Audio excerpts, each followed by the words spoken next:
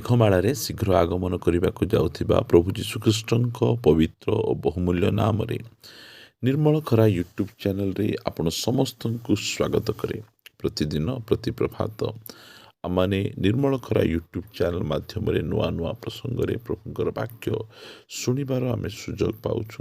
ପରମେଶ୍ୱର ପ୍ରତି ପ୍ରଭାତରେ ତାଙ୍କର ପବିତ୍ର ବାକ୍ୟ ଦ୍ୱାରା ସେ ଆମ ସହିତ କଥାବାର୍ତ୍ତା ହେଉଛନ୍ତି। ସେଥିପାଇଁ ସ୍ୱର୍ଗର ପରମେଶ୍ୱରଙ୍କୁ ହୃଦୟ ସହିତ ଧନ୍ୟବାଦ ଦିଏ।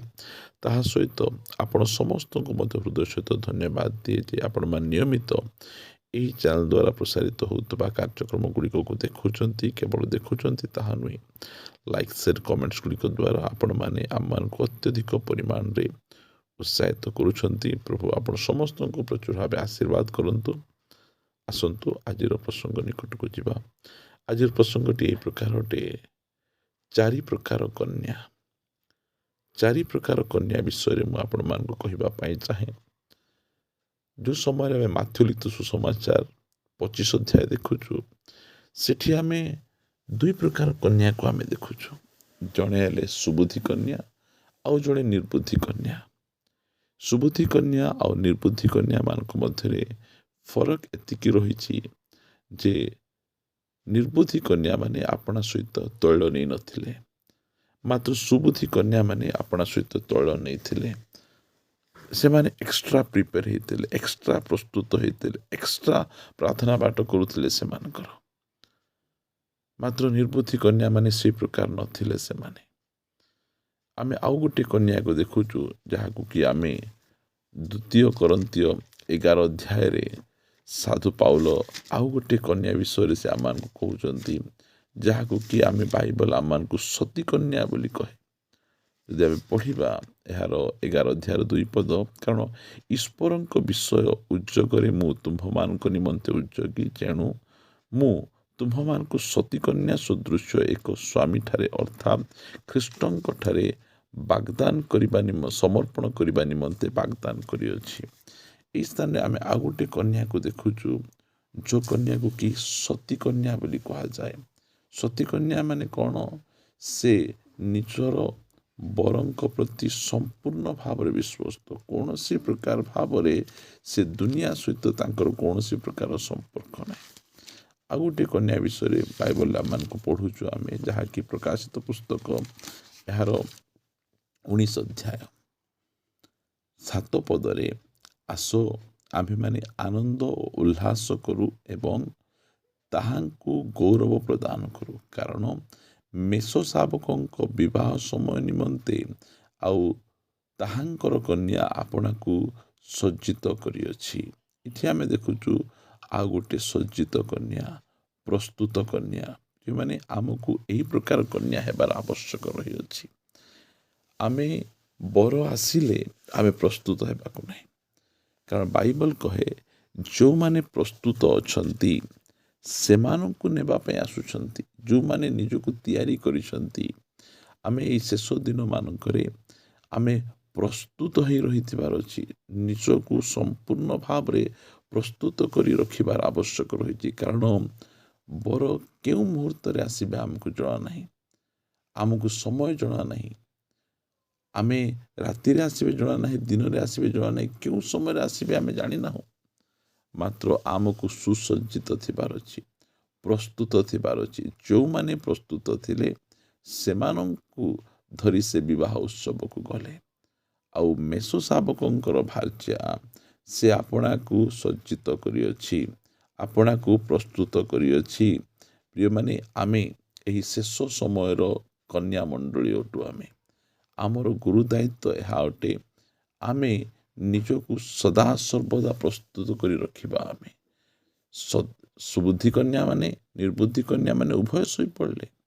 ଆଉ ଏହି ସତୀ କନ୍ୟା ମଧ୍ୟକୁ ଆମେ ଦେଖୁଛୁ, ଆମେ ବାଗଦାନ ହେଇଛନ୍ତି, ମାତ୍ର କିଏ ବାହା ହେଉଛନ୍ତି, କିଏ ପ୍ରସ୍ତୁତ ଅଛନ୍ତି? ସେ ଆପଣାକୁ ସଜ୍ଜିତ କରିଅଛି, ଆପଣାକୁ ସୁସଜ୍ଜିତ କରିଅଛି। ପ୍ରିୟମାନେ, ଆମକୁ ସୁସଜ୍ଜିତ କରିବାର ଅଛି, ନିଜକୁ ପ୍ରସ୍ତୁତ କରି ରଖିବାର ଅଛି। ଯେତେବେଳେ ଆମମାନେ ପଢ଼ୁଛୁ ଏଫେସୀୟ ପୁସ୍ତକ ଏହାର 5 ଅଧ୍ୟାୟର 26 ପଦରୁ, ଯେପରି ବାକ୍ୟ ଓ ଜଳ ପ୍ରକ୍ଷାଳନ ଦ୍ୱାରା ସେ ତାହାକୁ ପରିଷ୍କାର କରି ପବିତ୍ର କରନ୍ତି, ଯେପରି ମଣ୍ଡଳୀ ନିଷ୍କଳଙ୍କ ନିଖୁନ୍ତ ଓ ସମସ୍ତ ପ୍ରକାର ଦୋଷ ରହିତ ହୋଇ ପବିତ୍ର ଓ ଅନିନ୍ଦନୀୟ ହେଇ ଆଉ ଏହିପରି ଗୌରବମୟ ଅବସ୍ଥାରେ ସେ ତାହାକୁ ଆପଣା ନିକଟରେ ଉପସ୍ଥିତ କରନ୍ତି। ବାକ୍ୟ ଆଉ ଜଳ ପ୍ରକ୍ଷାଳନ ଦ୍ୱାରା ତାହାକୁ ସେ ପରିଷ୍କାର କରନ୍ତି। ପ୍ରିୟମାନେ, ଆଜି ଆମେ ଏ ପ୍ରକାର ଗୋଟେ ସମୟରେ ବାସ କରୁଛୁ ଯେ ସମସ୍ତେ ନିଜେ ପରିଷ୍କୃତ ହେଇଯାଇଛୁ, ନିଜେ ଧୌତ ହେଇଯାଇଛୁ। ମୋତେ ଆଉ ଠିକ୍ ହେବାର ଆବଶ୍ୟକ ନାହିଁ, ମୁଁ ସମ୍ପୂର୍ଣ୍ଣ 100% ଠିକ୍ ହେଇଯାଇଛି। ଏଇଟା ସମସ୍ତଙ୍କର ଚିନ୍ତା ଭାବନା। ଅନ୍ୟକୁ ଠିକ୍ କର, ତାକୁ ଠିକ୍ କର, ମୁଁ ଠିକ୍ ରହିଯାଇଛି। ମାତ୍ର କନ୍ୟା ସେ ନିଜକୁ ପରିଷ୍କାର କରିବ, ନିଜକୁ ସେ ଠିକ୍ କରିବ। ସେ ସବୁ ସମୟରେ ଆଉ କିଛି ବାକି ରହିଗଲା କି, କେଉଁ ବିଷୟରେ ମୋର ଟିକେ ରହିଗଲା କି, ଏଇଟା ସେ ଦେଖିବ। ସେଥିପାଇଁ ସେ କ'ଣ ହେବାର ଅଛି? ମଣ୍ଡଳୀ, କନ୍ୟା ମଣ୍ଡଳୀ, ପ୍ରସ୍ତୁତ ମଣ୍ଡଳୀ ନିଷ୍କଳଙ୍କ, କୌଣସି ପ୍ରକାର କଳଙ୍କ ନଥିବ, ନିଖୁନ୍ତ, ସମସ୍ତ ପ୍ରକାର ଦୋଷ ରହିତ, ପବିତ୍ର, ଅନିନ୍ଦନୀୟ। ଏ 5 ପ୍ରକାର ଭୂଷଣ ଗୋଟିଏ କନ୍ୟା ମଣ୍ଡଳୀର ଆବଶ୍ୟକ ରହିଅଛି। ସୁସଜ୍ଜିତ ହେବାର ଅଛି। କେଉଁ କ୍ଷେତ୍ରରେ? ନିଷ୍କଳଙ୍କ, ନିଖୁନ୍ତ, ସମସ୍ତ ପ୍ରକାର ଦୋଷ ରହିତ, ପବିତ୍ର, ଅନିନ୍ଦନୀୟ ହେବ। ଆଉ ଏହିପରି ଗୌରବମୟ ଅବସ୍ଥାରେ ସେ ତାହାକୁ ଆପଣା ନିକଟରେ ଉପସ୍ଥିତ କରନ୍ତି। ପ୍ରିୟମାନେ, ଆମେ ଦେଖୁଅଛୁ ଅନେକ କନ୍ୟା ଅଛନ୍ତି, ଅନେକ କନ୍ୟା ଗୁଣ ଦେଖାଇଛନ୍ତି, ମାତ୍ର ସବୁ କନ୍ୟାକୁ ସେ ନେଉନାହାନ୍ତି। କେଉଁ କନ୍ୟାକୁ? ଯେଉଁ କନ୍ୟା ଆପଣାକୁ ସଜ୍ଜିତ କରିଅଛି। ସଜ୍ଜିତ ହେବେ ନାହିଁ, ସେ ସଜ୍ଜିତ ନିଜକୁ କରିଅଛି। ପ୍ରଭୁ ଯୀଶୁଖ୍ରୀଷ୍ଟ ଆସିବା ସମୟରେ ଆମେ ନିଜକୁ ପ୍ରସ୍ତୁତ କରି ତୈଳ ଖୋଜି ଯିବା ପାଇଁ ବାହାରିଲେ ହେବ ନାହିଁ। ପ୍ରଭୁ ଯୀଶୁଖ୍ରୀଷ୍ଟ ଆସିବା ପୂର୍ବରୁ ହିଁ ଆମକୁ ସବୁ ବିଷୟରେ ନିଜକୁ ଯତ୍ନ କରି ରଖିବାର ଆବଶ୍ୟକ ରହିଛି। ଗୋଟିଏ କନ୍ୟା, ସେ ସୁସଜ୍ଜିତ କନ୍ୟା ପ୍ରତି ସମୟରେ ପ୍ରସ୍ତୁତ ରହିବ। ବର କେଉଁ ଦିନ ଆସିବେ ତା ପାଇଁ କୌଣସି ପ୍ରକାର ମାୟନେ ନାହିଁ, ମାତ୍ର ସେ ସବୁ ସମୟରେ ପ୍ରସ୍ତୁତ ହେଇକିନା ସେ ରହିଥିବ। ଆଉ ତା ପାଖରେ କୌଣସି ପ୍ରକାର ଖୁଣ ନଥିବ। ପ୍ରିୟ ପ୍ରଭୁଙ୍କ ଲୋକମାନେ, ଆମେ କନ୍ୟା ମଣ୍ଡଳୀ ଅଟୁ। ଆମେ ସବୁ ସମୟରେ ଏଇ ଗୋଟେ କଥା କହିବାର ଅଛି, ମାରାନାଥା, ହେ ପ୍ରଭୁ ଶୀଘ୍ର ଆସନ୍ତୁ। ପ୍ରଭୁଙ୍କର ଆଗମନ ହିଁ ଆମମାନଙ୍କର ପ୍ରତ୍ୟେକ ସମସ୍ୟାର ସମାଧାନ ଅଟେ। ସେଥିପାଇଁ ଆମେ ପ୍ରତି ଅବସ୍ଥାରେ ଆମକୁ ପ୍ରସ୍ତୁତ ହୋଇ ରହିବାର ଆବଶ୍ୟକ ରହିଅଛି। ଆଜି ମଣ୍ଡଳୀରେ ସୁସଜ୍ଜିତ, ପ୍ରସ୍ତୁତ, ରେଡି ହେବାର ଶିକ୍ଷା ମଧ୍ୟ ରହିବାର ଆବଶ୍ୟକ ରହିଅଛି। ପ୍ରିୟମାନେ, ସବୁ ସମୟରେ ଆମେ ଆଗମନ ନିମନ୍ତେ ନିଜକୁ ସୁସଜ୍ଜିତ ରଖିବା, କାରଣ ବର ଶୀଘ୍ର ଆସୁଛନ୍ତି। କେଉଁ ସମୟରେ ଆସିବେ ଜଣା ନାହିଁ, ମାତ୍ର ଆସିବାର ପଦଚିହ୍ନ ଗୁଡ଼ିକକୁ ସବୁ ଶୁଣାଯାଉଛି। ସେଥିପାଇଁ ବର ଆସିବା ପୂର୍ବରୁ ନିଜେ ସମ୍ପୂର୍ଣ୍ଣ ଭାବରେ ସୁସଜ୍ଜିତ ହେଇକିନା ଆମେ ରହିବାର ଆବଶ୍ୟକ ଅଛି।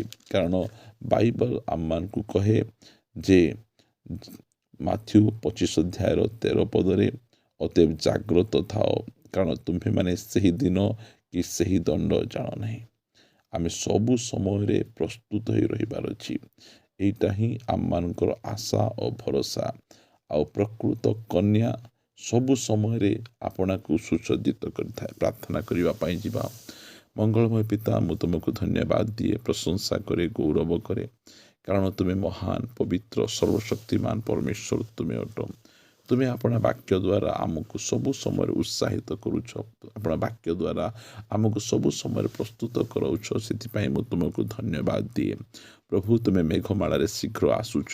ଆମର ଦାୟିତ୍ୱ ହେଲା ନିଜକୁ ପ୍ରସ୍ତୁତ କରି ରଖିବା, ସୁସଜ୍ଜିତ କରି ରଖିବା, କାରଣ ତୁମେ ସୁସଜ୍ଜିତ, ପ୍ରସ୍ତୁତ କନ୍ୟାକୁ ତୁମେ ନେବା ପାଇଁ ଆସୁଛ। ମୁଁ ତୁମକୁ ଧନ୍ୟବାଦ ଦିଏ ରାଜା।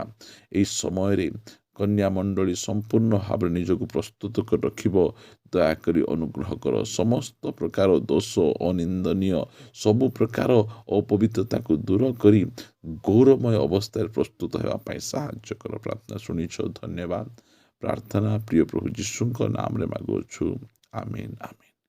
ପ୍ରେଜ୍ ଦ ଲର୍ଡ। ପ୍ରଭୁ ଆମ ସମସ୍ତଙ୍କୁ ପ୍ରଚୁର ଭାବେ ଆଶୀର୍ବାଦ କରନ୍ତୁ। ପ୍ରଭୁ ଅନୁଗ୍ରହ କଲେ ଆସନ୍ତା ଅଧ୍ୟାୟରେ ଆଉ ଗୋଟେ ନୂଆ ପ୍ରସଙ୍ଗରେ ପରସ୍ପର ସହିତ କଥାବାର୍ତ୍ତା ହେବା ରହିବା। ସମସ୍ତଙ୍କୁ ନମସ୍କାର। Praise the Lord. God bless you.